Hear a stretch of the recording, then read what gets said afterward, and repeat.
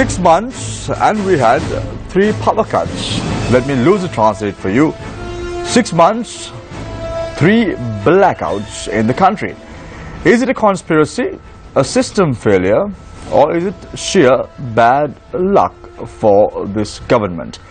Good evening and welcome to Face the Nation. Our topic of discussion today revolves around the power crisis in the country and the construction of coal power plants and the environmental impact through the construction of such power plants in the future. To discuss all this and more, we have with us 4 experts, 4 gentlemen who can tell us where the country is moving and why the power failures took place in the island over the last 6 months. We have with us this evening Mr. Anu Vijaypala, Chairman of the Ceylon Electricity Board. Thank you very much, Mr. Vijaypala, for joining us this evening.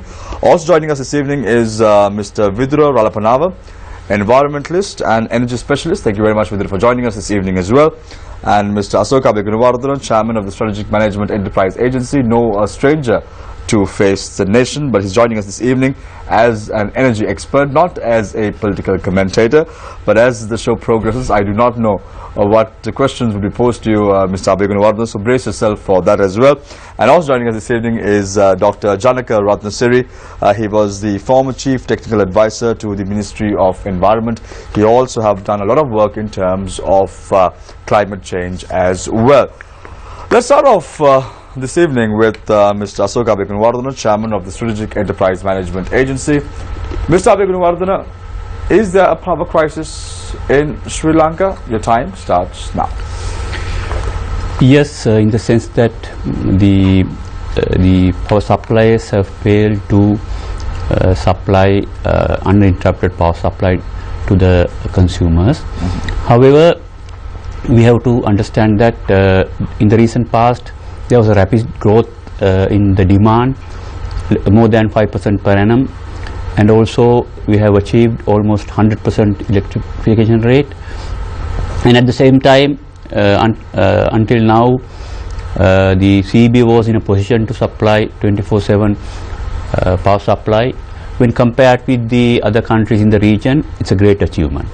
However, these days we are witnessing island-wide blackouts, and the reason is not yet fixed right now, because after the first incident there was a claim that it happened due to a failure in one of the plants in Norchole, that's a 300 megawatt plant, and there was an investigation. There were 2 committees appointed, one by the CEB and the other one by the regulator, that's Public Utilities Commission of Sri Lanka. However, they couldn't come up with a firm recommendation to overcome the situation. That's why yet again 2 other incidents happened. So this is an area we need to improve. So why this is happening now? There are a number of reasons given for each and every case, but as a whole, it's clear that this happens due to certain failures in the Puttalam 300 into 3 megawatt power plants. That's 300 megawatt plants, 3 numbers, because the system is not prepared to absorb energy from these 3, and also the technical and design faults of that particular plants. From the commissioning itself, these issues were there from the beginning. I do understand what you're trying to say, but my question to you is, do we have a power crisis in the country? Can we cope with the increasing demand right now? Well, we have the enough capacity. Annual requirement can be supplied. However, then how come we have power failures in the country? That's what I'm saying. Now, it's a issue of meeting certain incidences that's happening. These incidents happen. Transformers may fail, power plants may fail, but there's no reason for an island-wide blackout. So this is a but it just happened. Yeah, that's what I'm saying. These are technical issues that can be rectified, that should have been rectified, and I believe that the professionalism of the Ceylon Electricity Board, there's lack of capacity there, so that they couldn't maintain this system and also the plants. So that's why this issue is there. This lack of capacity or lack of professionalism? Lack of professionalism that leads to incapability of rectifying this situation. Thank you very much, Mr. Asoka Bekunwardana, for your thoughts. I now move on to Mr. Vidura Alpanava, who is an environmentalist and also an energy specialist. Vidura, very interesting thoughts by Mr. Asoka Bekunwardana, saying that there is a power crisis. However, he did not give reasons as to why this is happening. My question to you now is, power crisis, is it because of bad planning by the Ceylon Electricity Board? Well, I would answer this in two ways. If you look at now, we have approximately 3,700 megawatts of power generation capacity installed, including the renewables, and our maximum demand is 2,200, 2,300 megawatts. So we have about 160% of total capacity already installed. I think one of the issues that we need to ask is that at what level of extra capacity do we need to run a power grid? The unfortunate situation is, due to the recurrent failure of Norotchole, we are now obliged to have backup power for a coal power plant. I saw that the government is planning to take in 200 megawatt diesel power plants as backup. So this is the first time I'm hearing that, like in a house or a office where you keep a backup generator, that you have backup power plants for coal. This is not how coal power plants are designed to run. And that's the first one. The second one, I think, in what we are also facing is a failure of imagination. And I want to come to that, because we have enough and more renewables that can power this country's electricity demand. And we have not been able to leverage it. Now, we have not been able to leverage it at present, and neither have we seen CB taking proactive steps to leverage it using technology that is going to come in the future. Because if you look at the power generation plan up to 2033, it's full of coal. We want to put 3,200 megawatts of coal all across the country, all around the country. That was the last generation plan that was presented by CB. So we need to ask this question, because when we have abundance of renewables in this country, and when the whole world is moving to renewables, and when we don't have coal inside, it's not indigenous source, why do we want to create a massive dependency? Currently, fuel imports take 25% of our export volume. Can you rely on renewables, Vidura? Yes, we can. But can I just say that the environmental crisis and power crisis are very interlinked. We are facing the largest heat wave that this world has seen. Right? Sri Lanka's temperature has gone up by 2 degrees Celsius. Our ocean temperature has gone up by 1.5 degrees Celsius. The Met Department is projecting that we are going to hit 40 degrees in April. So the way we generate power is also as important to look at as much as having power. So hydropower is not an option. Is that what you're trying to say? Hydropower, we have exploited almost everything that we have. But there is wind, there is solar, and those can be coupled with smart technologies like storage to provide uninterrupted power. And this is done in other parts of the world. It's feasible for Sri Lanka. It's actually cheaper for this country to do it, because we will be relying 100% on not only renewable but indigenous power sources. You spoke of a coal power plant. I'm assuming that you're referring to the Sampur coal power plant, which is going to be put up by the year 2021. First of all, it was supposed to be put up by 2018. Now the construction would end by 2021. Is this a useless project? The thing is this, I would ask a question. Would you like to see a coal power plant put in the middle of Singharaja forest? Thank you very much, Vidura, for your thoughts. I am going to pose that question to Dr. Janaka Ratnasiri, who was the former Chief Technical Advisor to the Ministry of Environment.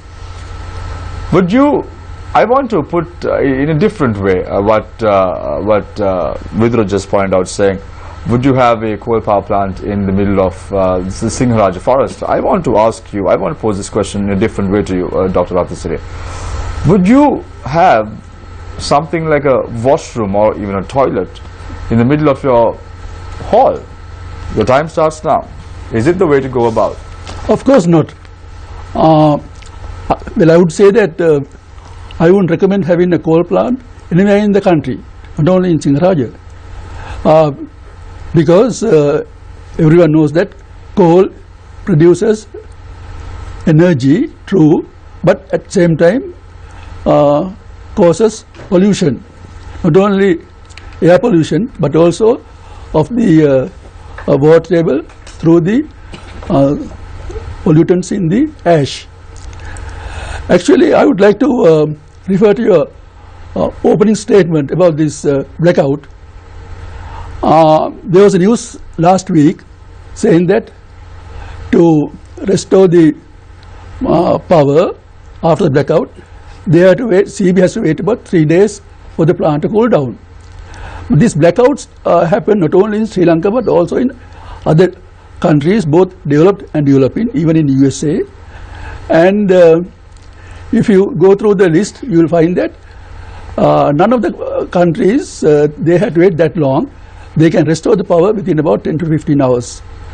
So therefore, I wrote a letter to the editor which appeared last Friday, posing the question to the CEB, why does CEB have to wait that long? Of course, there was no response in the papers or to me as an email, because I sent the email both to the chairman and also to the general manager. Actually, Dr. Ratnasiri, I want to interrupt you for a second there. You said that the CEB said that they need at least three days for the power plant to cool down. And in other countries, you said that it takes only 15 to 16 hours. However, we did not experience a power failure for that long. It was a few hours, approximately around 6 to 7 hours. Mustn't we tap the back of the CEB officials for putting us back on track and giving us light? Well, this is the statement that the general manager has said, that to restore the power from the Norachili plant, they will wait that long until the plant cooled down. Probably the country got power from other generation plants like say hydro or the other systems. Now, if you really want to go to the root cause, we'll have to go back in history when the coal power plant started about 30 years back. Throughout this period, the government never called quotations for coal power plants in an open manner, calling open bids. And every time somebody offers and we consider it, which is wrong. And this is what happened because the normal practice of preparing specifications, calling tenders, was not adhered to. Dr. Ratnasiri, why not coal? Why not coal? Very cheap source of energy. Renewables are going to cost a little bit more. Why not coal? Why not Sri Lanka resort to something which is cheap? Actually, who says coal is the cheapest? Now, there is another source that the entire world is using, that is natural gas. In fact, 21% of the total electricity consumption generation is done by natural gas.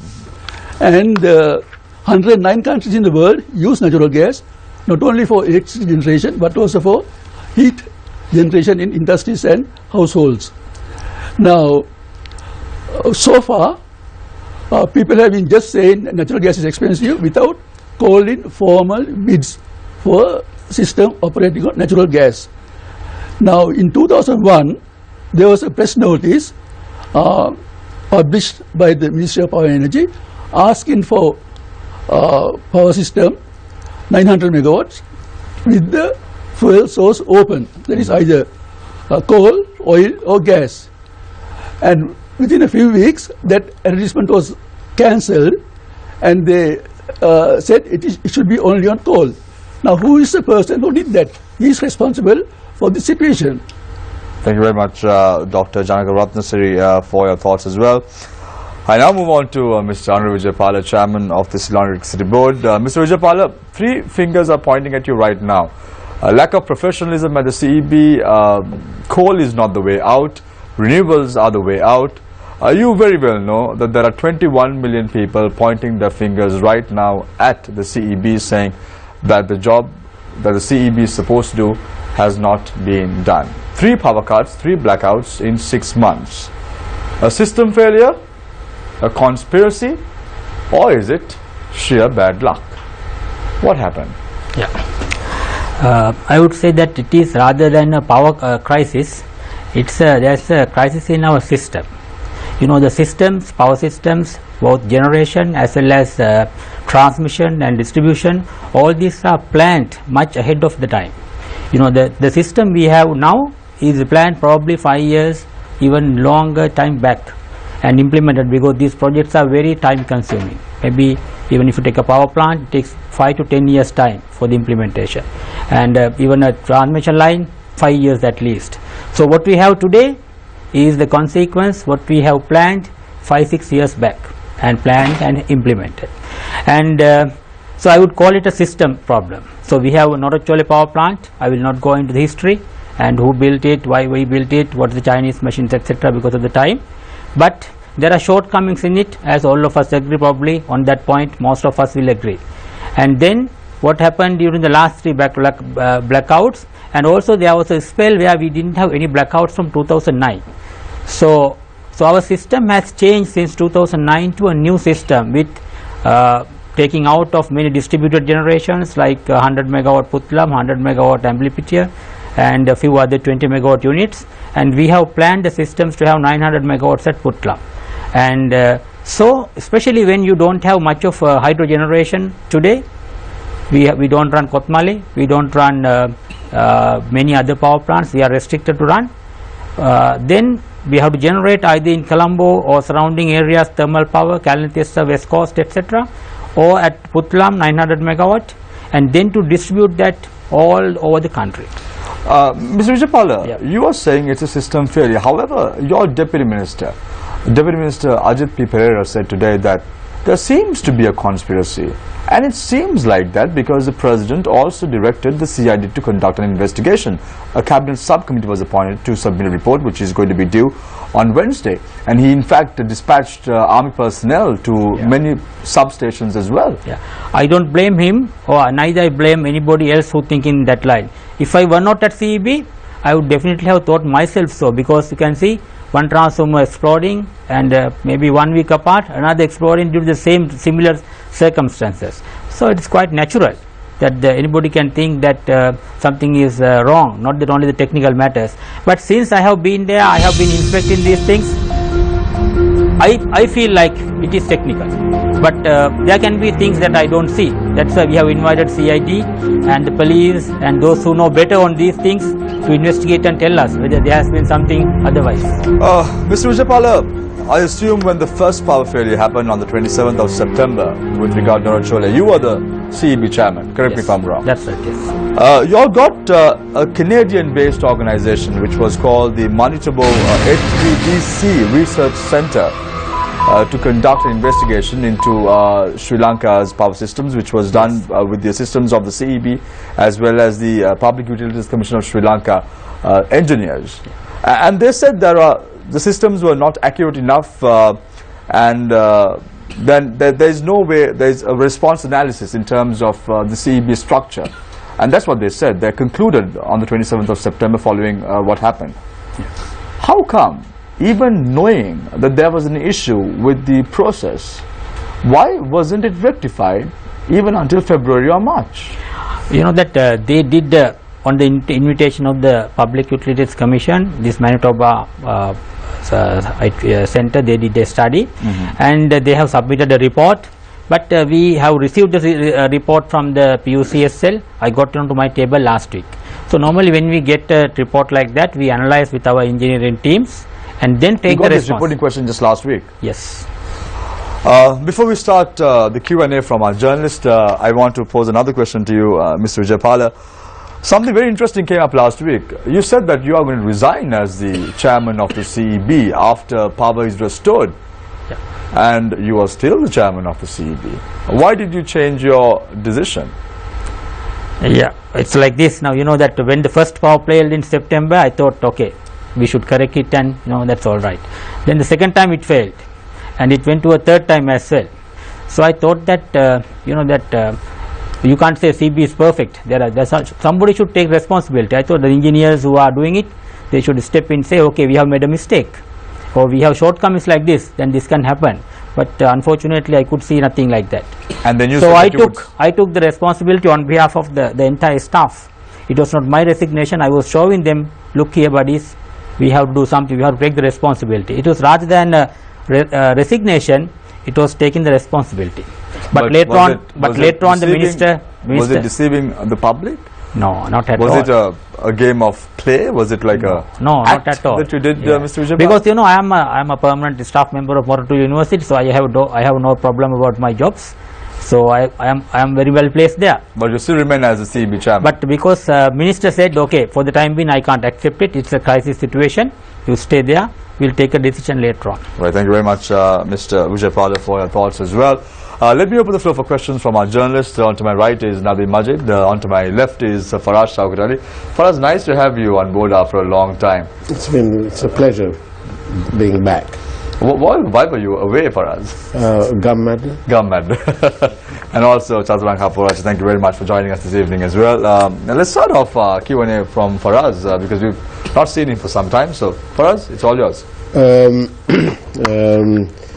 Thank you, Mr. Vijay Pala, for facing the nation. We don't see public officials like this. But your resignation, wasn't it designed to get the others to resign? And when they didn't resign, you too stayed on?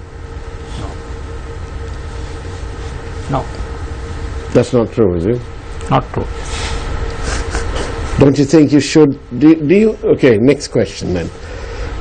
Do you think that you owe the people of this country an apology?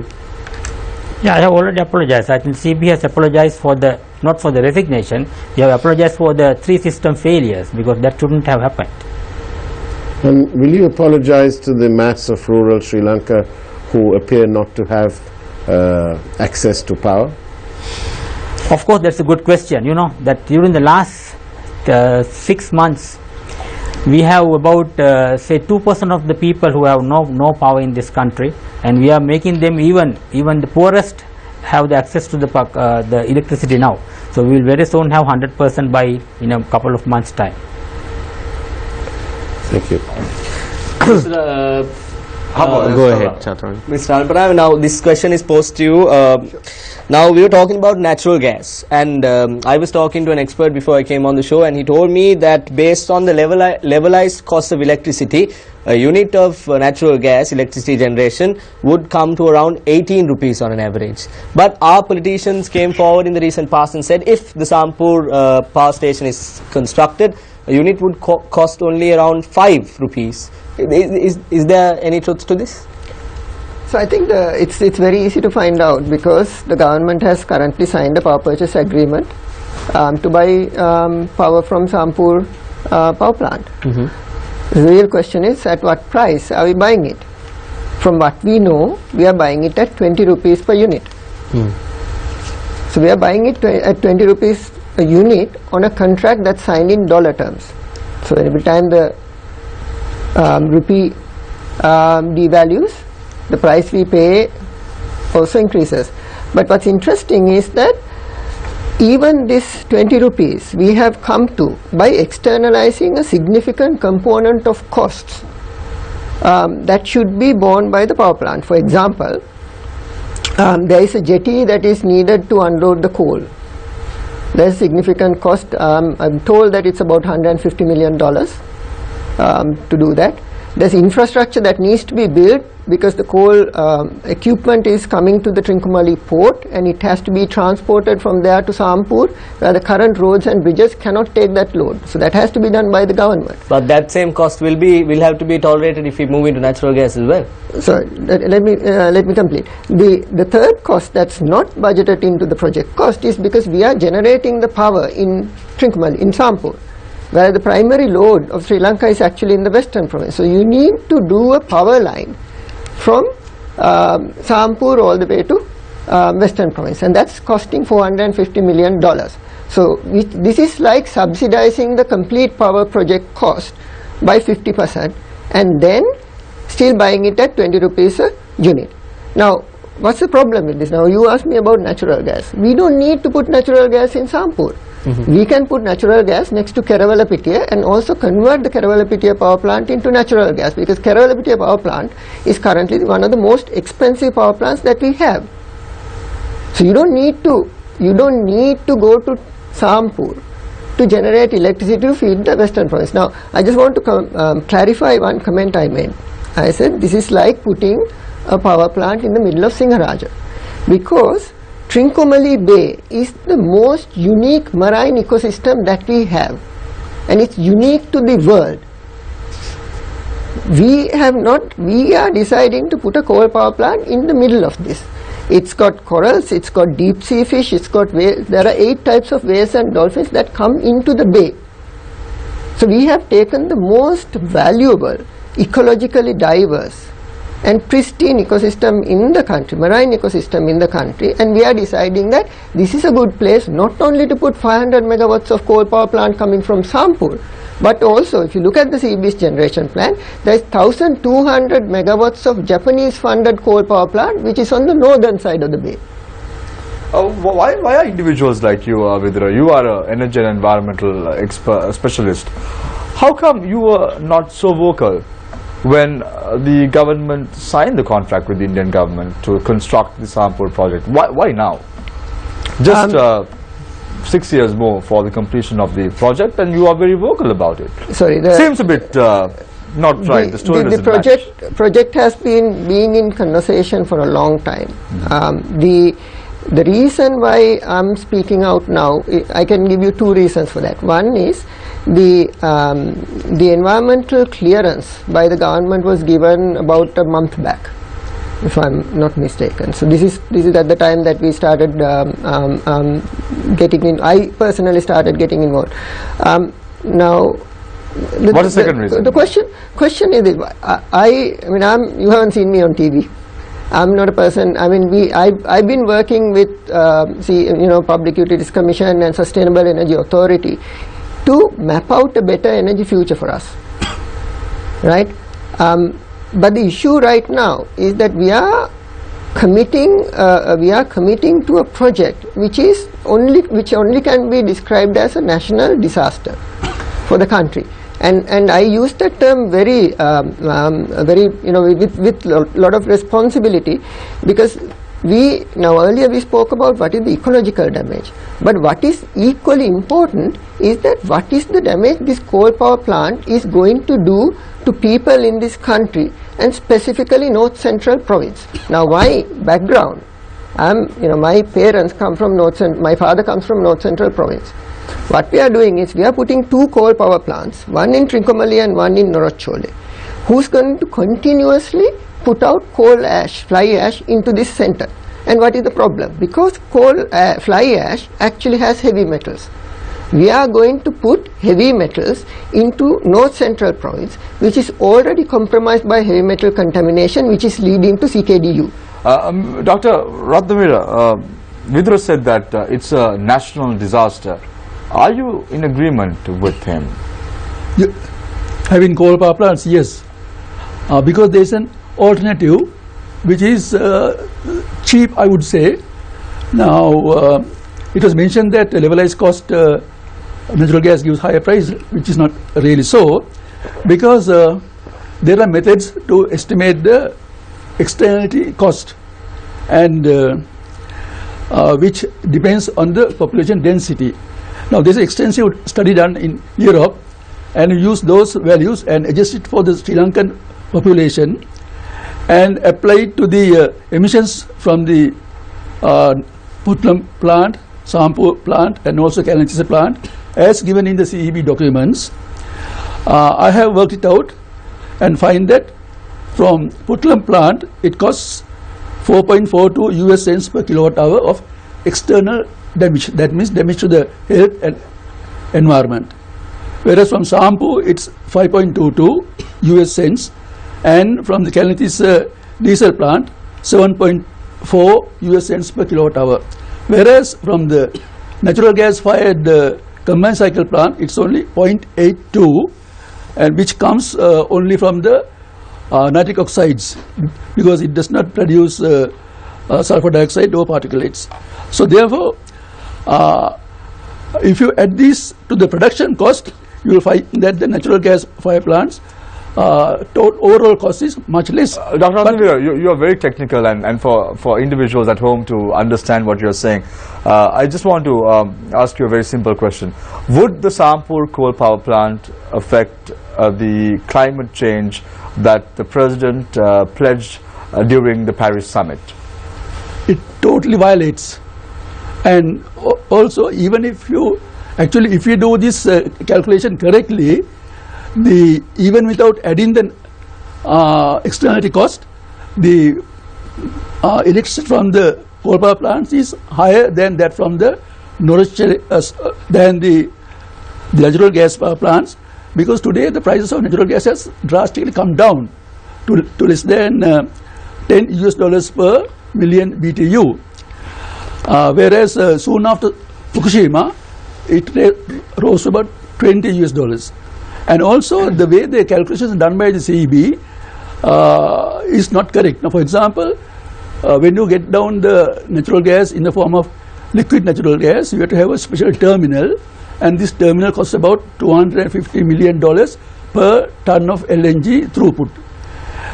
Now, in their calculation, they have added that also to the cost of the power plant, which is not correct.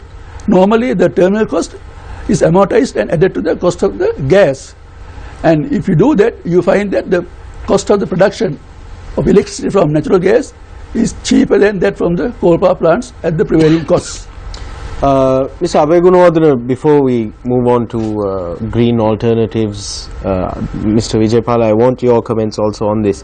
There is currently a team of German experts or members of people from the company that manufactured the part in question where the explosion is said to have taken place, are currently here inspecting the machinery for faults, defects, damages. There was a team of Japanese experts as well who are expected to give their report in 2 days. This is my problem. The Ceylon Electricity Board has over 1,000 engineers working there. Why is it that we are waiting for reports from Germans and Japanese to tell us what happened, what went wrong?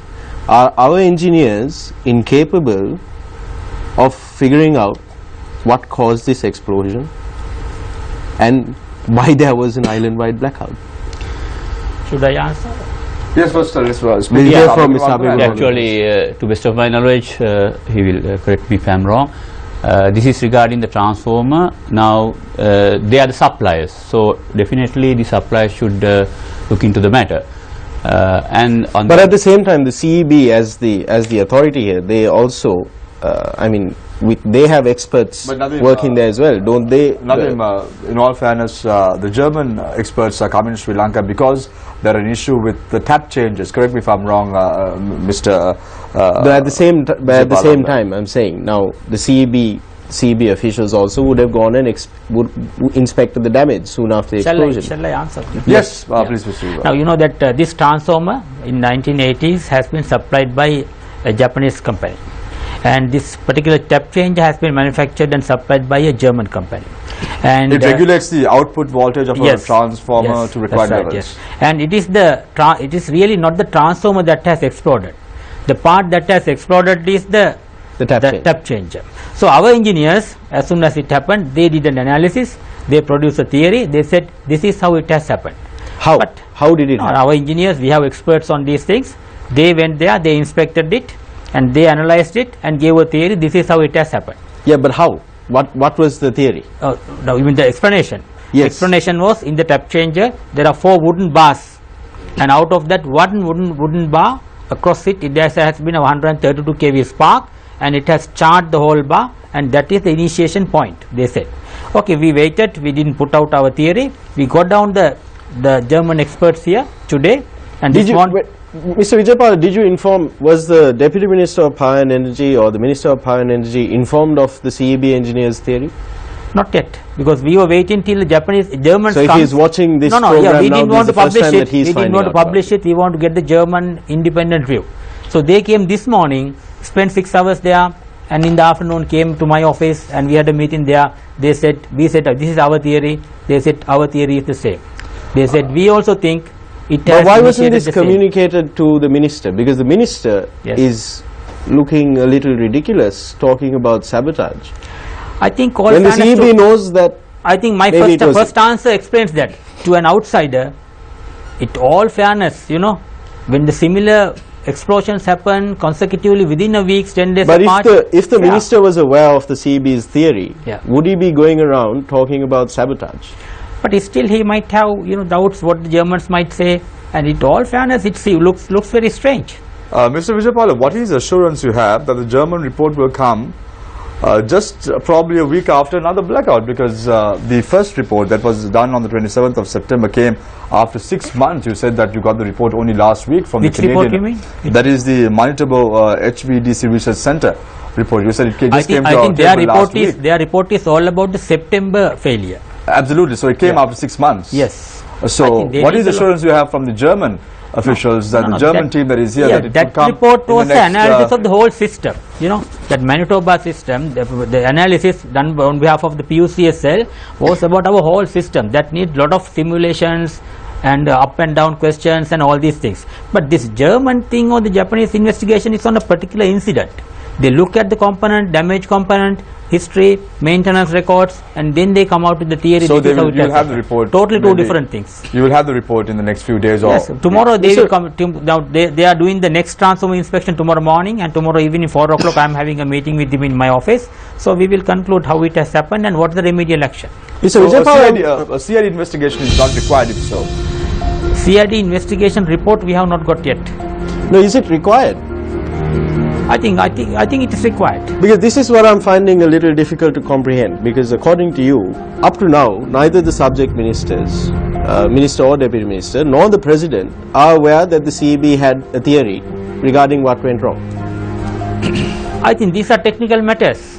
It is highly technical. But they're coming before the media and talking about sabotage and conspiracies and deploying the army for protection. I think even the thinking of the sabotage, I think I will not exclude still whatever has said and done until the CID's report is produced, because this technical thing might have happened subsequent to something I don't know. Very So quickly, let them Mr. find it Abedin out. Rodhinen. Very quickly, your thoughts on that. Well, actually now you are discussing about an incident which occurred with a damage given to transformer, but the issue which is discussed right now, it's not that. Island-wide blackout. This particular incident should not have led to island-wide blackout, and to restore the situation you don't need to go for 6 hours and few days. So But there the are CEB other issues at the other levels. So Like what? Yeah, now the one issue is the system related matters, whether they are properly maintained, whether the designs are correct, and the power plant in Norchole, I believe it's not up to the standards, and the design, there are design errors. That's why whenever there's a power failure, that leads to some issues that need to be restored. That's why it's time consuming. All those things integrated all together. So I think there are a lot of issues that need to be addressed, not only the transformer issue. Mr. Abhinav, in addition to the technical issues, I'm seeing a communications issue here. Now, the CEB had a theory regarding what happened, regarding where the fault was and what happened. But this had not been communicated to the minister, No, I the don't public agree. representative I mean, in charge. the Do you see a problem there? Do you think that it should have been communicated? to the Well, different parties can come up with different formulae. Now, even in the case of the September incident, there were 2 reports which is not compatible with each other. The real issue is, I believe, is the management issues. Unless you restore the proper management systems within the CEB, then you won't be able to address these issues in the long run. Mr. Abedin, have we met the energy requirement in Sri Lanka? You mean, I mean the requirement, annual energy requirement, Annual power Sri Lanka. requirement, Power requirement, energy requirement. yeah, that's how the long-term generation planning was done.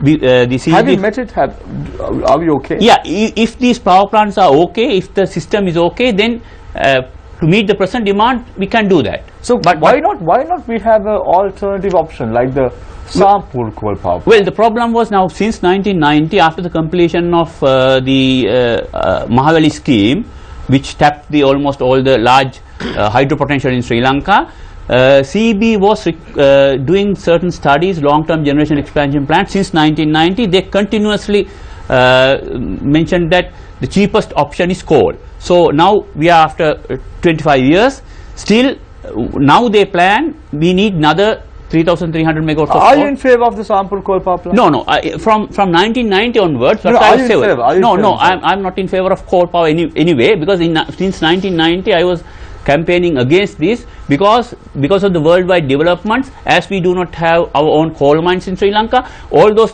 things taken into account, externalities, it's very clear that coal is an expensive option. The indigenous resources, renewable energy and other stuff are much cheaper than coal power. So I was always against these coal power plants because of that reason, because if you look into the real costs of power, economic cost, then definitely coal is not the cheapest option. So why we go for that with an insecurity regarding our energy requirement, we need to Thank go you for very the much, other options. Mr. Abhigunardana, for your thoughts as well. We conclude the second round, not right now, Nadi. We go in for a short commercial break. When we come back, it's the third round. Stay connected, stay with Face the Nation. We will be right back. Our topic of discussion today is the power crisis and the impact on the environment in terms of future coal power plants.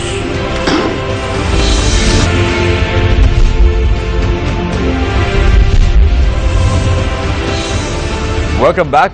This is Face the Nation. The start of the third round, and start off with Mr. Vidura Ralapanava, environmentalist and energy specialist. Vidura, your thoughts about the CEB not having a proactive approach was dismissed by Mr. Andrew Vijaypal, CEB chairman. He said that they map out plans at least 5 years ahead. My question to you is, if so, why not the sample coal power plant? You said that you are very concerned about the country's environment. You said that Trincomalee has the best marine biodiversity in terms of the future of this country. You could attract tourism and so on and so forth. What is the options available for us if that is the case? So I think what we need to look at is what is the energy grid in the future look like. Right. The one of the biggest issues that I have with the CEB's generation plan is that even for 2033 it's only coal, whereas the rest of the world is basically dismantling their coal infrastructure to plug in more renewables and what we call the demand responsive power plants like natural gas. Right. What is the future grid looking like? So what we would look at is a distributed generation system that is running on renewables, right? So what is our current grid? Our current grid is the old-fashioned grid, which is using large-scale generation with centralized distribution. This is a thing of the past. We are looking at a future where every consumer is also a generator. So the grid that you look at, what controls you need to have, what things you need to have to balance this becomes very different. Now the problem we have is that we are still thinking about this in a very old fashioned way. It's like still using a typewriter. We are still using typewriter technology to generate energy without looking at what is it that we use now, smartphones. So this is a problem. Now when we talk about renewables, the biggest point that keeps coming back to it is, oh, it's not reliable, it doesn't give power all the time, and there are many technologies that are currently being developed and also deployed to address this. Things like storage. For example, India just gave out a tender for 750 megawatt solar power plant, solar system with 100 megawatt battery backup. Okay. So there is a current study done in Hambantota by a Chinese company where they are looked at the way the cloud patterns happen and what's the variation of solar generation. And Whether then- you know that the Sampur coal power plant is funded by the Indian government. Yes, and India is actually going through a massive renewable energy transition. For between now and 2022, they plan to have 100 gigawatts of solar power plugged into their grid. And what is India trying to do? They want to give us the garbage and have the best? I'm not sure what their interests are. The question what we need to ask is, what is in our country's interest? Is it worthwhile for us to pollute our country, to destroy people's lives? When you talk about putting heavy metals into the middle of the country, in the north central province, you are talking about people's lives. It's not a purely an environmental argument anymore. And we cannot have. Now I would make an allegation at this point, and I would actually claim that CEB actually has no, very scant regard to people's health and ecological health. And why would I say that? If you go to Sampur now, Norachole now, there are mountains of coal ash piled together with heavy metals, mercury, lead. You cannot store coal ash anywhere in the world in mountains. If you look at now, there are 2 coal power plants running in Norachole now. Plant number 2 and plant number 3. Plant number 3, the sulfur filter right now is not working. So this is how we are running the power plants now. This is not good for anybody. Thank you very Not much, good for the environment, not good for the people. Thank you very much, Vidura, for your thoughts again on our third round. I now move on to Dr. Janaka Ratnasiri. Dr. Ratnasiri, Vidura said something very interesting remarks about Sampur not being the way forward as far as people's health is concerned. I am positive that the CEB did an environmental impact assessment with the Central Environmental Authority, and that is how they are going ahead with this project. Correct me if I am wrong, Doctor. Is that the case? So they are doing it on the whim and fancy of the Indian government? Well, first of all, I would like to correct what you said earlier, that India is funding the Sampur power plant. Actually, they are funding to the extent of only 15% of the cost, because the involvement is very high on the Sampur coal power plant, isn't it? well, I don't know the details, but as far as funding is concerned, they are contributing only 15%, because 30% is to be made equally by India and Sri Lanka, whereas the 70% balance is to be made from international commercial lending. These are That's the right, reports say. that's right, So Dr. to say that India is funding Sampur is totally incorrect. Then the other reason is that in the EIA report, there are studies of the dispersion of the pollutants given, which are totally not complying with the general wind patterns in that area. So when I inquired from the people who did the study, they said that they got this data from a satellite, that is the wind data from a satellite. So I asked them, how does the satellite sense wind data at ground level? That person could not answer. I know that the satellite can sense the wind patterns over the oceans by looking at on the ripples of the ocean, but not on the ground. So therefore, that's a question mark about the validity of the dispersion model, because it does not show much of an flow of this fly ash inside the country on that.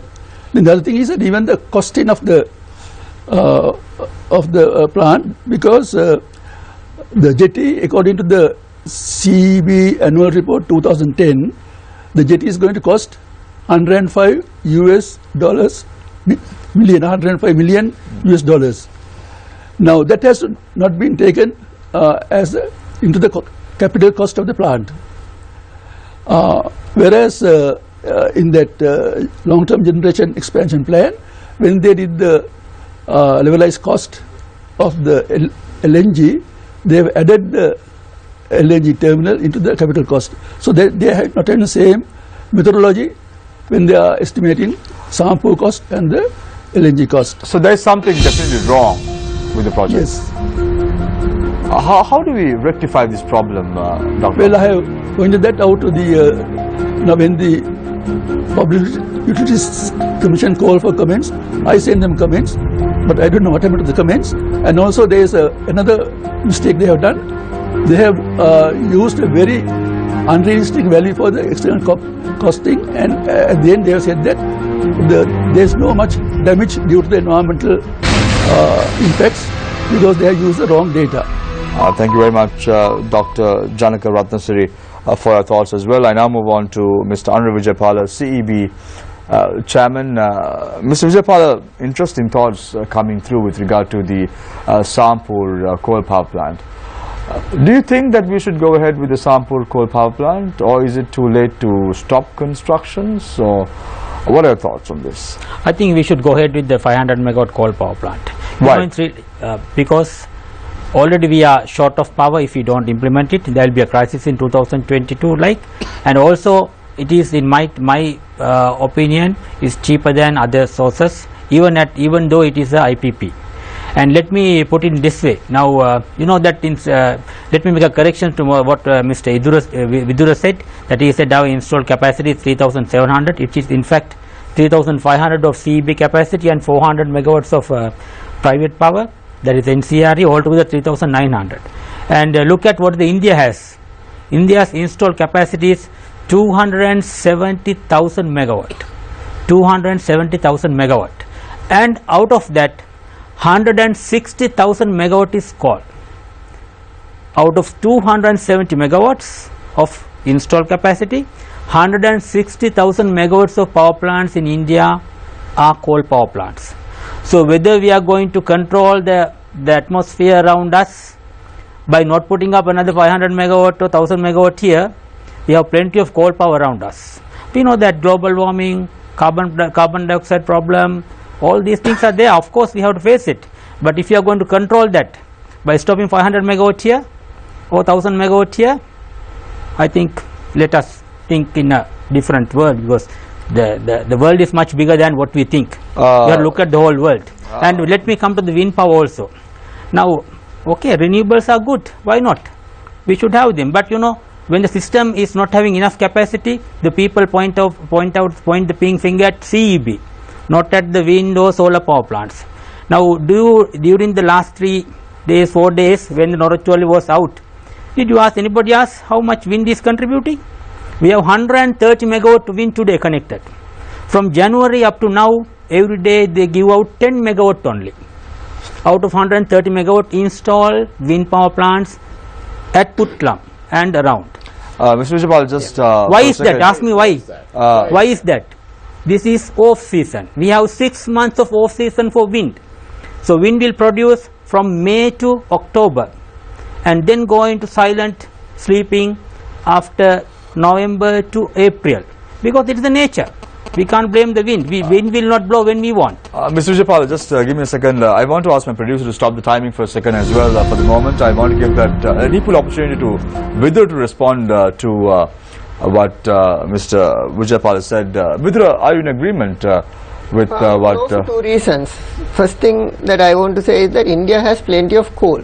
So India putting as much of coal power plant with the coal that they have is a totally different question from Sri Lanka putting. Shall I interpose? Yes, I think they are importing a hell of a lot of coal. Yeah. I understand that. They are importing a lot of coal.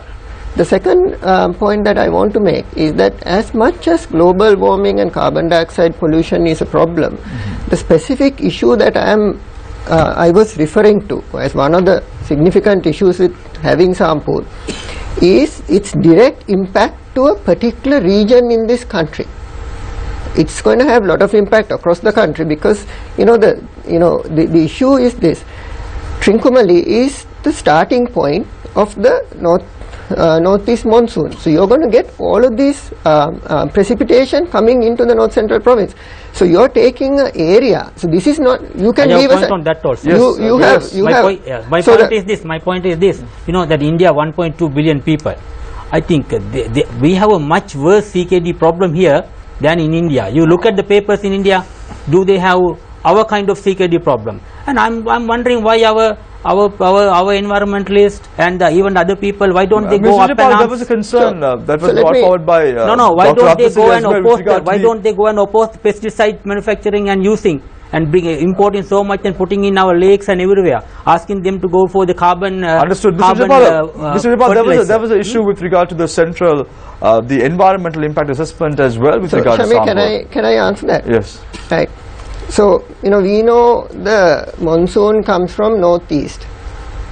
There's a northeast monsoon that starts from October to around January time. Yeah. So it comes through the northeast part of the country, goes out from the southwest. If you look at the environmental impact assessment, during this monsoon, the plumes from the Sampur coal power plant is going to southeast direction. So the wind is coming from this way, the plumes are going 90 degrees downward. It's nicely avoiding the north central province, very convenient. This is the environmental impact assessment. So if you look at the environmental impact assessment, they talk about what is the composition of fly ash, the coal ash that's coming out of this. Conveniently, there's no heavy metals in it. Okay? Now I'll tell you, in United States, 28% of nickel pollution comes from coal power plants. 62% of arsenic pollution comes from coal power plants. 50% of mercury pollution comes from coal power plant. But according to our EIA of Sampur, none of this exists. Why? Are you in agreement with that? We have tested one sample. I think about Mr. Vijaypal, you were not there when this agreement was signed with the Indian government, and no, in fact I was the one who signed it. You can stop this project as well. In fact, I was the one who signed it in 2011 when I was the vice chairman there. I was vice chairman by that time, and of course I was a signatory to that, so I knew the content. And this, and you know that the EIA was done as per the laws that exist in this country. There's the Environmental Act and the subsequent amendments. So it was done as per that, and when the EIA is done, EIA reports are public documents, right. And the public is given time to respond. We'll leave they it have to the responded. public to decide whether or not taking into account what our four experts are saying with regard to the coal power plant, to think wisely as to what is the best way to go ahead. Let's start the timing again. Mr. Vijaypal, in conclusion, it seems very strategic by the Indian government to have Sampur as the location for coal power plant. You have the Hambantota port given out to the Chinese, you have some involvement of the Colombo port as well to the Chinese, and then you have the Indians also trying to capture the eastern part of the country. We know that they have the tanks also, the oil tanks as well there. So how do you view this? You know, forget about the Indian government for a moment. We thought as CEB, the Trincoe is the best place for building a coal power plant, because we have a natural harbour there where we can unload coal throughout the year. Now we have an issue at Putlam. We unload coal only for about 6-7 months, and the balance time we can't unload coal there because it's a rough seas. But at Putlam, all over the year we can unload. That's the best place. So that is why first we went there, and due to the war and other things we had to move away. But now naturally we have selected the place. But why India came, China came, geopolitics, I think we need a longer forum to discuss. Thank you very much. For us, during your Q&A, you can pose a question to Mr. Vijaypal for sure. You'll get the first opportunity. Mr. Ashok Abhigunawardana, we come to the third round for your thoughts as well. We saw just 1.5 weeks ago a high-level ministerial delegation going to Singapore, asking for FDIs to come into Sri Lanka.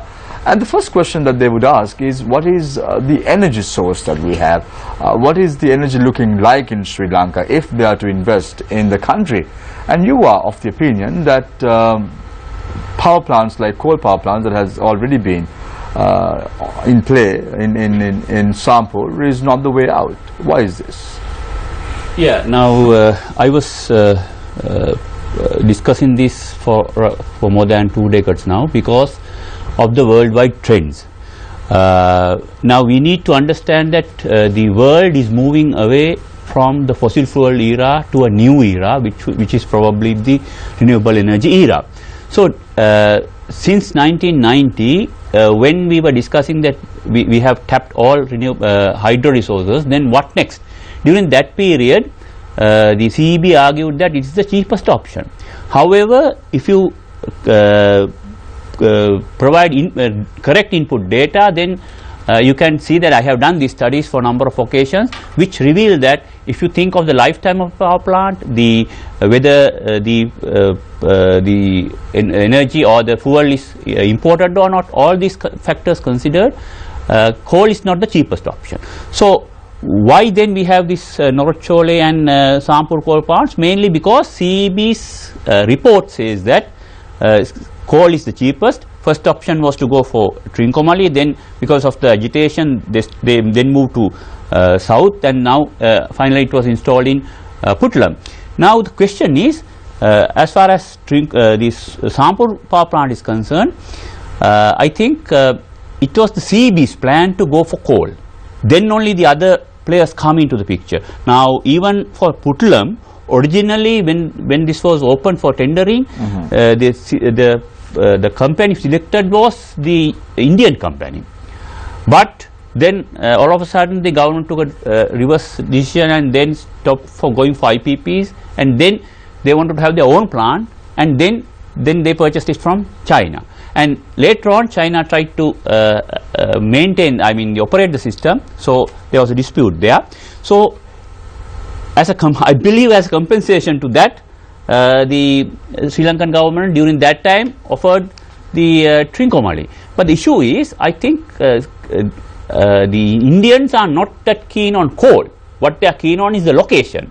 They want to occupy the Trincomalee or neighboring area in order to avoid any other players coming, other countries coming into that particular area. So I believe, even though these negotiations happened about more than 5-6 years, during that time he was the vice president of the CEB, and I appreciate his input during that time, because the CEB officials were not that keen to negotiate for better terms as far as Sri Lanka is concerned. So he intervened and he made submissions and he made it a little bit more favorable to us. Mr. Vijay was talking about the wind power. Yeah. And there is an off season as well. So is it really practical to maybe Now, something like what about renewable hydro? Hydro is also seasonal.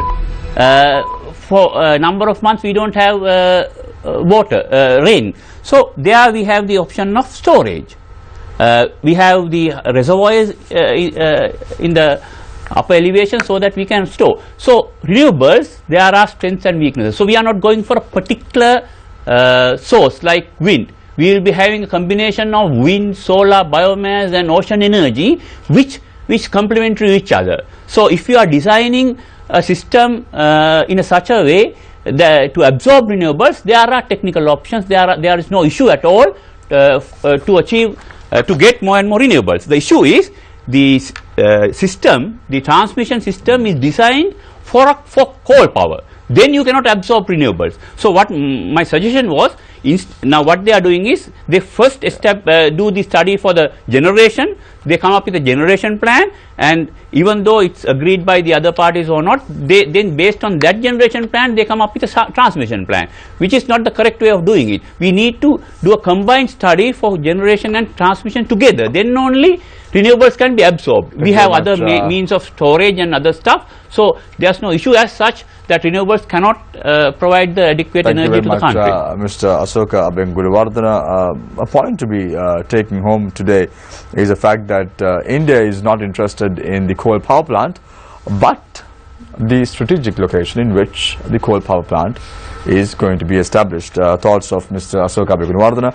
Let's open the floor for questions. Faraz, we've been eagerly awaiting to pose the question. To Mr. Vijay Pala, you said that when you did the planning and you all decided by choice to locate this plant in Trincomalee, what about did you not consider the environmental impact?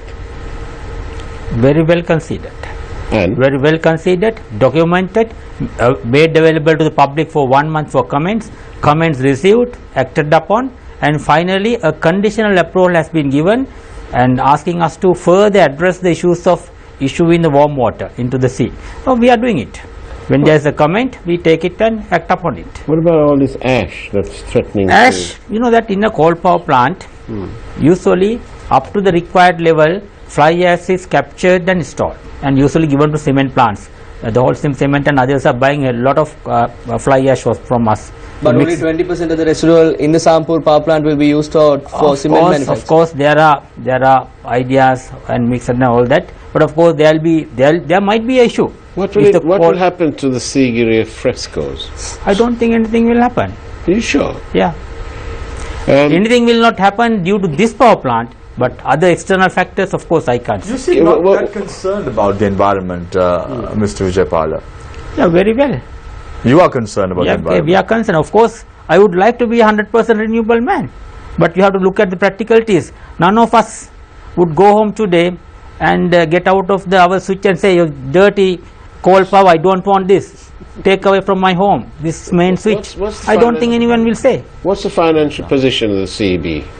CB, we are improving because of the coal power plant. So you're using... because these days, to generate a unit from Norachole, our cost on coal is about 4 rupees. So... Is that including all the interest payments? No, I mean the cost of coal is about 4 rupees. Right. Maybe you can add about another 3 rupees for the capital cost. Right. Yeah, about so 7 how rupees. much of the capital cost have you recovered so far?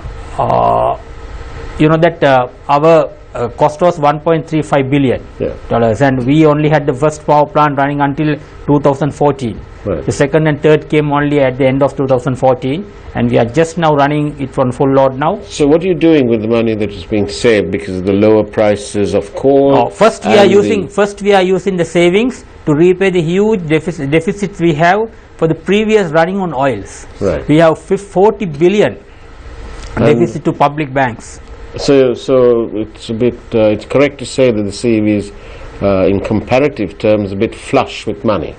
Not flushed with me. We are flushed with loans. So we are going to first pay it off. 40 billion. Is that what? So some of this money that you're using to retire debt, you're also considering the purchase of some of these private plants. Yeah, private plants, of course. You know why the private plants came into this country in 1990s?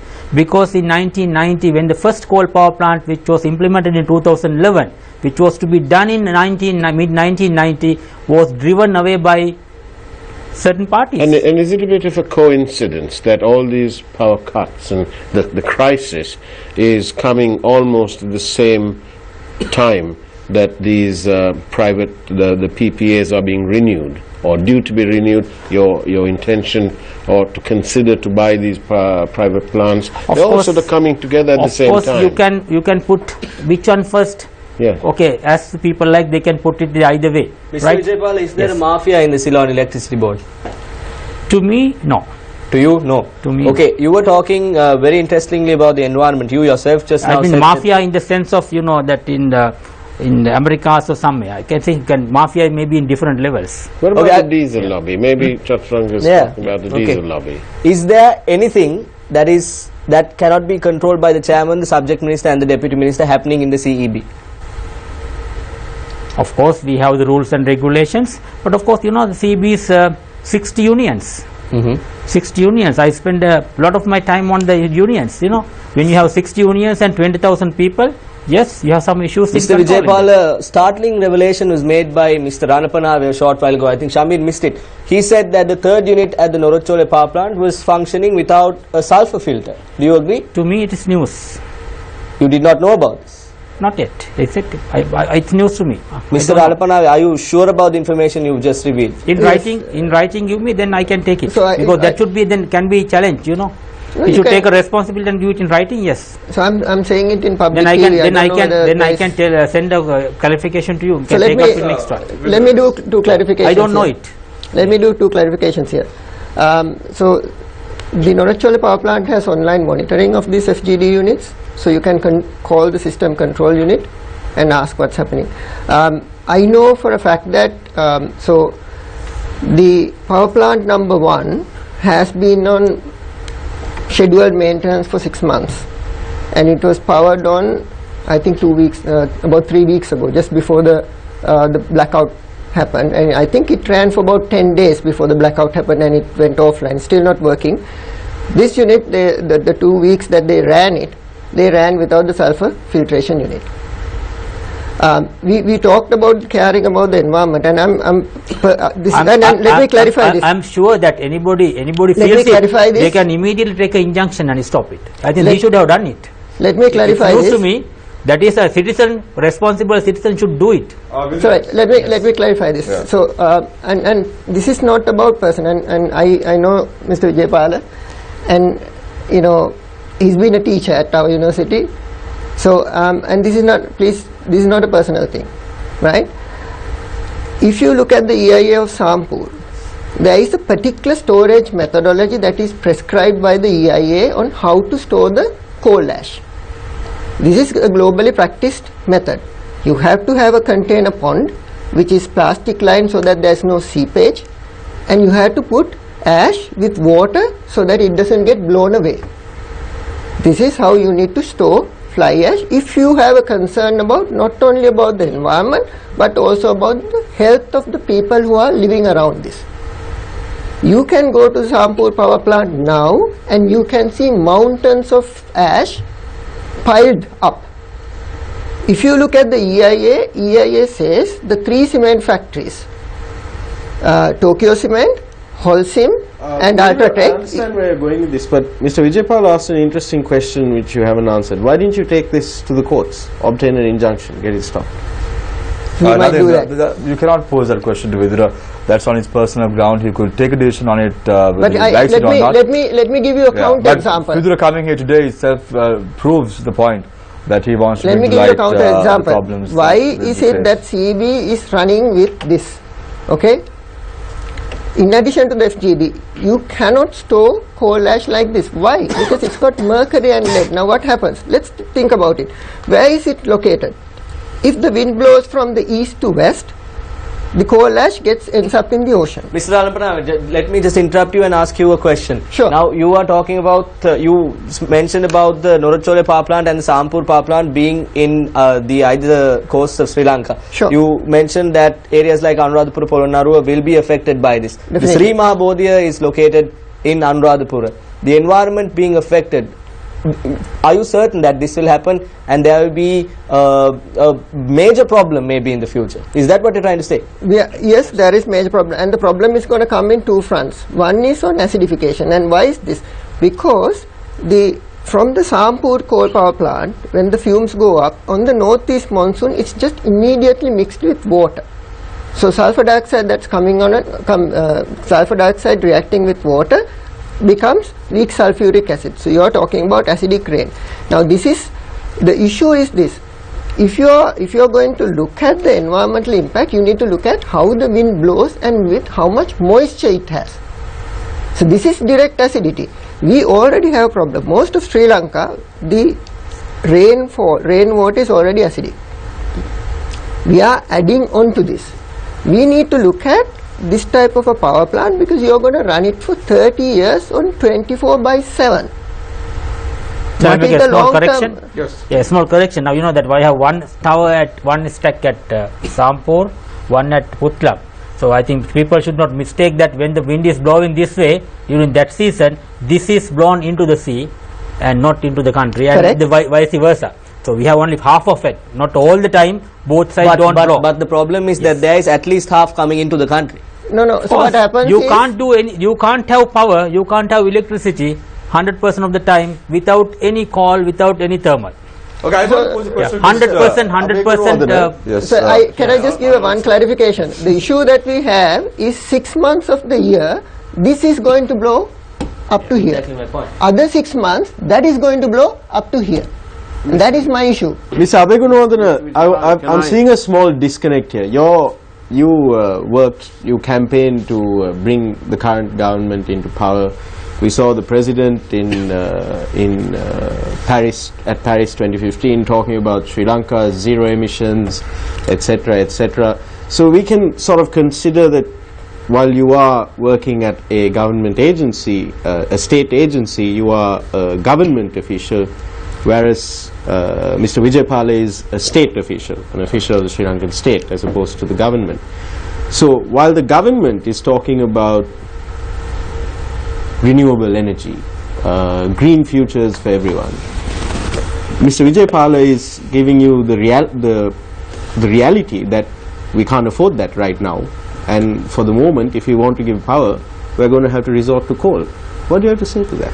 Yeah, now the manifesto of the president clearly says that we are going for 100% renewables as soon as possible. The time But frame was not the mentioned. government has no money. That's no money for how can we have coal then without having money? No, Because there it's are ways cheaper. and means of tapping money. For coal, it's very difficult to get money because it's polluting and it's a challenge to the climate change issue. It's contributing to the climate change. Whereas you have lot of other clean energy funds worldwide which we can tap for renewables. So funds are available not for fossil fuels but for renewables. So why aren't we tapping but the these issue is the generation expansion plan of the CEB always says that we need more and more coal plants. Now since the January last year the CEB was supposed to come up with a plan based on government policy. At the end of the year they came up with a plan which says we have to go more and more coal, no renewables. Now the issue is the plan was not based on the policy. So what they should have done was, if they say that it's expensive, then they should have done a scenario to show that this is expensive and there's a policy cost involved with that. If so, then government can take a decision whether we are going to reverse the policy or to bear the policy cost looking at the other benefits. So now the issue is the few officials at the Mr. Abhinur, you CEB spoke about ignoring the government policy and doing their own studies, and they You are spoke not. about the government's policy on going towards renewable energy. I want to ask you this, because the people need to have a say in this as well. Has this been put to the Consultative Committee on Power and Renewable Energy in Parliament?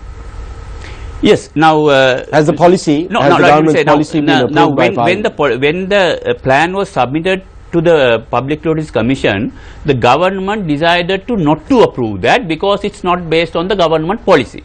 So they were requested to submit a revised one in a 4 months time.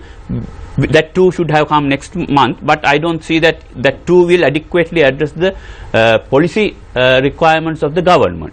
So now the other issue we discussed for the immediate issue, there was a panel, the ministers appointed for that. Now when they consulted us as well, so we said that, well, this coal power plant is the issue today, and in the long run it's not the best option we have. So while tackling the burning issue, the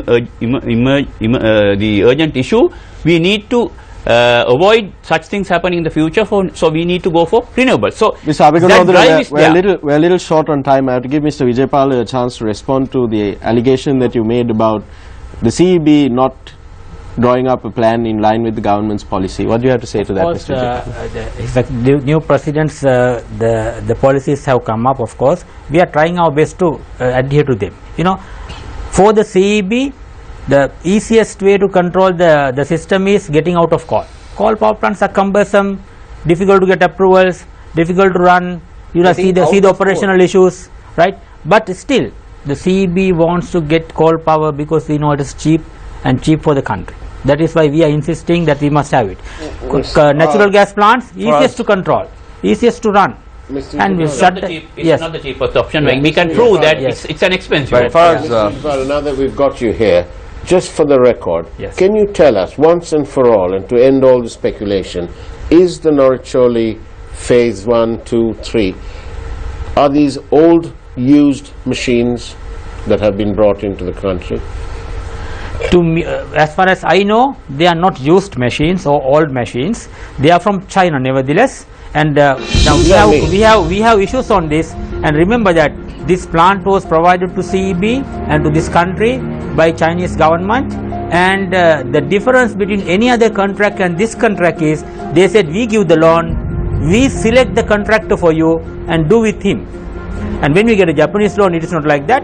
We get the Japanese loan, tender within Japan, and select a supplier to our specification. In your knowledge, to your knowledge, are these old used equipment? No. Thank you. For us, it's not old. However, it's Chinese. Do not trust Chinese equipment, is it? But that's a pretty damning statement. Dr. Rathasiri, before we go in for a short commercial break, Mr. Vijaypal spoke of the CEB being very concerned about the environment, and then Vidura said the CEB is not concerned about the environment. However, you are an expert somewhat in terms of climate change. Do you think that the CEB is very genuine in their efforts with regard to building the coal power plant in Sabro? I doubt very much whether they are genuine or not, because as I said earlier, when they incorporated the externalities cost, they used a very unrealistic figure.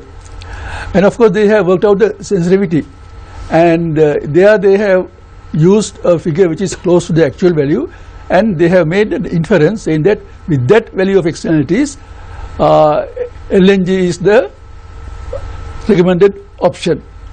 Then I also would like to make some other comments with regard to this taking to courts. Now, so far we do not have emission standards for power plants which are gazetted as legal documents. They have only draft standards, but not gazetted final standards. So therefore anyone who wishes to take any power plant operator to courts, I don't think they can do that. No, I think at the moment basis of Northern the Power draft Plant at standards. Jaffna has been taken to courts and it is stopped for 1 year. That's for And, water pollution. That is water pollution That's by water oil. pollution. Then the other thing is about the standards. Now the CEA standards cover only the emissions, air emissions, but not the emissions that are released in the ash, like say mercury or other elements, other metals. Whereas I think in other countries, even the USA, they have incorporated them, but I'm not sure whether they are in force still. But they have not. Sri Lanka, they have not incorporated them as standards, whereas for industrial effluents they have, but not for power plants. Then also I would like to say nothing about the total energy. Now we are talking about the electricity. Electricity is only one aspect of energy. We have other thermal energy and then also motive for multi-power transport energy, like that. So if you look at the total energy scenario of the country, around 50% is made from biomass, firewood. We right now use, according to the energy balance of the Sustainable Energy Authority, we are using about 8 million tons of firewood for households and about 4 million tons of firewood in industries, including tea factories and like that. So this, out of that 8 million firewood used in households, 90% is wasted because the efficiency of the household cooking stove is only about 10%. That means you are wasting the energy in the firewood. Whereas if you look at the global scenario, the percentage of the biomass in your energy mix is an indication of your underdevelopment. Even though we claim to be in the middle income level of countries, if you go by the percentage of biomass in our energy mix, we are really way down. Thank you very much. We have to stop it at that, Dr. Ratnasari. We have to move on to a short commercial break. When we come, it's the final round. A simple thought about a question that was posed by Faraz to Mr. Vijaypala about having old machinery at the Newsfirst.lk power plant. He said, it's not old, but it's Chinese. We're going for a short commercial break. When we come back, it's Face the Nation, final round.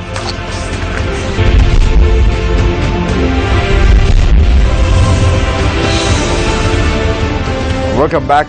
This is Face the Nation. Our topic of discussion revolves around the power crisis in the country. The reasons to have 3 blackouts in just 6 months. We start off the final round with Mr. Asoka Begunawardana, Chairman of the Strategic Enterprise Management Agency. Mr. Begunawardana, we've spoken about the environmental impact. You said that coal power is not the cheapest. If so, what must we resort to, and what is the way forward for a country like Sri Lanka? Yes, now we need to consider 2 aspects. One is the environmental issue, other point is why we don't go for our indigenous resources.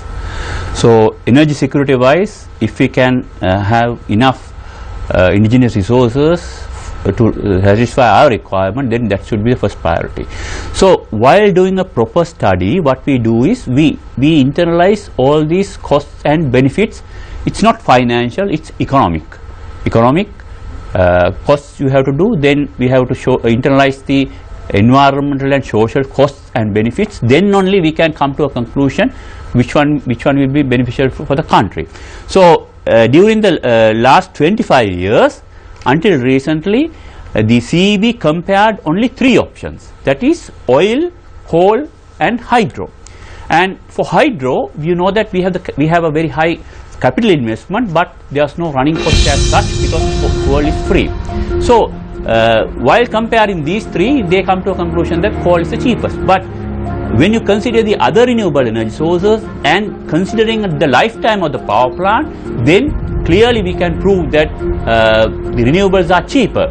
But the issue is the CEB is always coming up with coal power plants, and then based on that only transmission plan is done, and the external resources are requested for such things. That's why we cannot get a kickstart for renewables. So if we have the proper plan in place, definitely this will be the future. Thank you very much, Mr. Asoka Begunawardana, for your thoughts. He said that the future is happening right now, and coal power plant is not the future. Renewable energy is the future of the country. I now move on to Mr. Dr. Janaka Ratnasiri. He was the former Chief Technical Advisor to the Ministry of Environment. Dr. Ratnasiri, interesting thoughts coming into play about environmental impact, so on and so forth. And Mr. Vijaypala pointed out that no one is going to go home and put the switch on and say, I don't want the power today because it's coal power. I don't want it today. I don't want coal power because this is very bad. This is bad for the environment. However, they are going to reap the benefits of coal power, according to Mr. Vijaypala. What are your thoughts on this, and what is the way forward, in your opinion, if that is the case? Well, in the short term, I think we have to go for natural gas if we want to replace coal.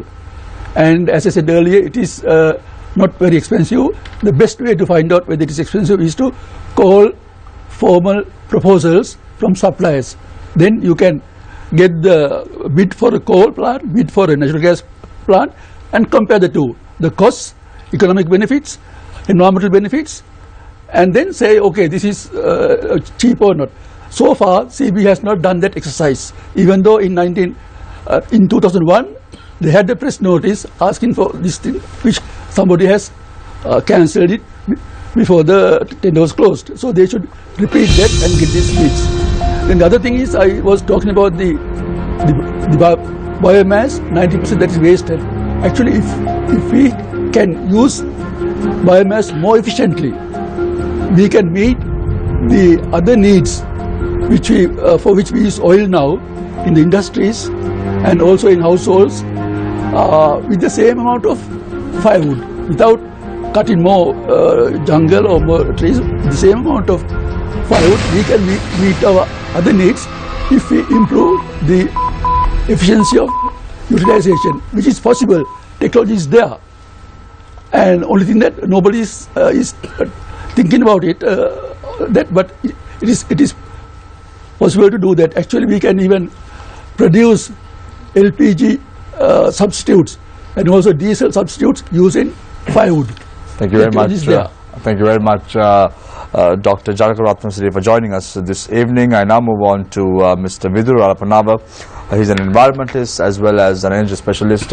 Something very interesting came up, Vidura, with regard to what Mr. Vijaypala said. He said that when there is no electricity, people don't point the finger at the renewable energy sources that we have, 120 megawatts of renewable energy. They point the finger at the CEB directly and say, you all have not done the job. How practical is it, given this context, to move into renewable energy right now? I think it's practical because we spoke about the seasonality of wind, but we know this.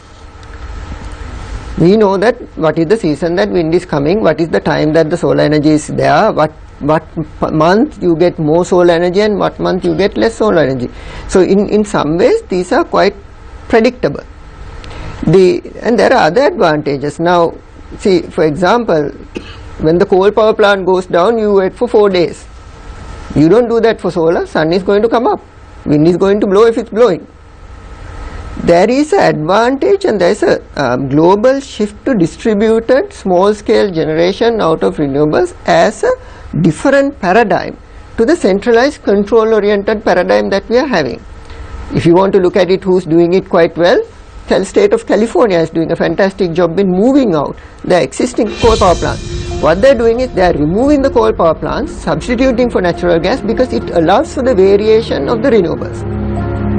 But we cannot take this conversation without talking about the cost to the people of putting these coal power plants, because at the end of the day you can have all the electricity that you want, but you need to be able to look at your hands and see if there's blood in there, and that's what we are talking about.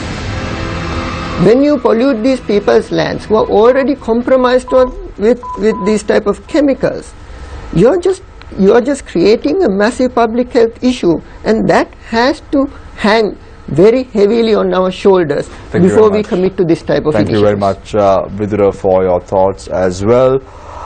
Mr. Honorable Vijaypala, something very strong, I would say, a statement was made by Vidura. Don't look at the energy requirement right now. One fine day you wake up and you look at your hands and you have blood on them. A very strong statement indeed. CEB, are you really thinking about the future, or are you looking at the short-term goals with regard to the energy requirement of the country? No, we are looking at very long term, and we are long term, and maybe the coal power may be our short term solution, maybe 20, 25, 30 year horizon. Maybe afterwards we will have to move into other sources. Okay, right? And of course, if you try to, I said earlier, if you try to control global warming by controlling here, I think that is, we are in a dream, because the world burns 8,000 million tons of coal every year. Remember, 8,000 million tons of coal. With 3,000 megawatts here, we will burn less than 10. So I think by stopping that 10, if you are going to control that 8,000, then better to have a protest in China or in Europe or somewhere and try to control some of their outputs. And let us do it if you want really. And doing it here has no meaning. And coming to wind and renewables, of course, renewables, we should go in the right mix. CB has plans by 2020-25 we will have about 300-400 megawatts of wind, and we will have a few hundreds of megawatts of solar parks if permitted. Of course, we are not stuck to one idea. Now what we find now is the LNG prices are comparable now in our calculations now. So we have taken a decision to openly look at it. So probably we will have some more thoughts on that and get couple of LNG plants onto us, because we find LNG plants are easier to operate. We always look at the longer term benefits to the country, to the people, and how we can give affordable electricity to the people. Thank you very much, Mr. Honorable Vijaypala, the CEB chairman. Mr. Vijaypala, very quickly, there seems to be very systematic issues at the CEB. Privatization is on the cards as far as CEB is concerned? No. Prime Minister has very clearly said no privatization. Thank you very much, Mr. Honorable Vijaypala, for your thoughts as well.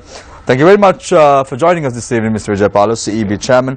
Thank you very much, Vidura, for joining us this evening, environmentalist and an energy specialist. Mr. Asok Abhigunwardhan, no stranger to the show, as I said before. Thank you very much, Mr. Abhigunwardhan, for joining us. And thank you very much, Dr. Ratnasiri, Janaka Ratnasiri, for joining us this evening as well on our show. And thank you very much, Chaturanga. And for us, thank you very much for joining us after a lapse of 2 weeks. Nice to have you on board today. And also, phones are made in China. Your phone is made in China. And thank you very much, Nadeem, for joining us this evening as well. The phone is made in China, but the manufacturer is, for us, is Apple, a US-based company, maintaining very high standards. Thank you very much for joining us, gentlemen, this evening. I leave you tonight with a quote, as I usually do. The greatest threat to our planet is the belief that someone else will save it. Let's put this into the Sri Lankan context. Are we waiting until the government saves our country, or are we waiting until the CEB saves our country, or must we act now? A thought for you to take back home. Thank you very much for joining us this evening, and let's meet up next week, same time, same place. This is Face the Nation.